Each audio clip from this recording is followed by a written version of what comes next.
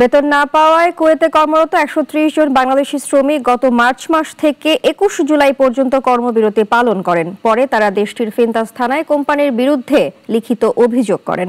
অভিযোগের পর স্থানীয় প্রশাসন কুয়েতের শ্রম আইন অনুযায়ী ব্যবস্থা নেয়। তবে দেশটিতে ধর্মঘট নিষিদ্ধ, ফলে শ্রমিকদের কর্মবিরতিকে আইন লঙ্ঘন হিসেবে বিবেচনা করা হয়। তাদের আটক করে প্রত্যাবাসন কেন্দ্রে পাঠায় প্রশাসন।